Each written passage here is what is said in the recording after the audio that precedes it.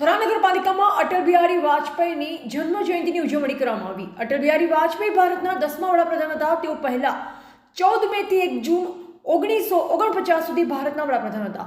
ત્યારબાદ 19 માર્ચ 2019 થી 22 મે 2007 સુધી તેઓ હિન્દી કવિ, પત્રકાર અને પ્રખ્યાત વક્તા હતા। તેઓ ભારતીય જનસંઘના સ્થાપકોમાંના એક હતા અને 1943 થી 1963 સુધી તેના પ્રમુખ પણ હતા। લાંબા સમય સુધી તેમણે રાષ્ટ્રભાવ, પંચજન્ય અને વીર અર્જુન જેવી રાષ્ટ્રીય ભાવનાઓને સમર્પિત ઘણા જર્નલ સંપાદિત કર્યા। 4 દાયકાઓ સુધી ભારતીય સંસદના સભ્ય હતા। નીચલા ગૃહની 10 વાર અને 2 વખત રાજ્યસભા ઉપલા ગૃહ માટે ચૂંટાયા।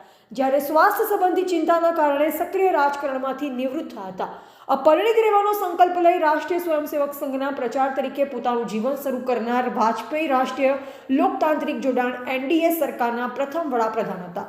કોંગ્રેસ વિનાના વડાપ્રધાન પદના 5 વર્ષ પૂર્ણ કર્યા। તેઓ ભીષ્મ પિતામહ તરીકે પણ ઓળખાય છે, કારણ કે તેમણે જીવનભર અપરિણિત રહેવાનું વચન આપ્યું હતું, તેમ પૃથ્વીરાજસિંહ વાઘેલાએ જણાવ્યું। આવી મહાન વિભૂતિને આજરોજ 25મી ડિસેમ્બર 2024ના રોજ 100 વર્ષ પૂર્ણ થતા 100 વર્ષની જન્મ જયંતિની ખુશાલીમાં આજરોજ કાંકરેજ તાલુકાના વેપારી મથક થરામાં આવેલ નગરપાલિકા ખાતે થરા શહેર ભાજપ દ્વારા અટલ બિહારી વાજપેયીની થરા સ્ટેટ માજી રાજવી એવં થરા નગરપાલિકા પૂર્વ પ્રમુખ પૃથ્વીરાજસિંહ વાઘેલાના અધ્યક્ષ સ્થાને થરા શહેર ભાજપના નવનિયુક્ત પ્રમુખ ગાંગોસ દિનેશજી ઉમેશજી ઠાકોર, પૂર્વ પ્રમુખ ભૂપેન્દ્રસિંહ પરમાર, પૂર્વ પ્રમુખ રમેશભાઈ પ્રજાપતિ, કોર્પોરેટર વિક્રમસિંહ વાઘેલા, થરા શહેર ભાજપ યુવા મોરચાના પ્રમુખ લાલસિંહ વાઘેલા, રાયમલભાઈ ચૌધરી, જયંતિભાઈ રાવળની ઉપસ્થિતિમાં જન્મ જયંતિની ઉજવણી કરવામાં આવી। ત્યારે થરા નગરજનો સહિત ભારતીય જનતા પાર્ટીના કાર્યકરોના હસ્તે વાજપેયીજીના પ્રતિમાને પુષ્પાંજલિ અર્પણ કરી।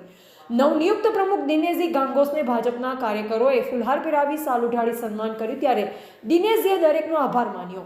રિપોર્ટર અલ્પેશ ગોસ્વામી, કાંકરેજ।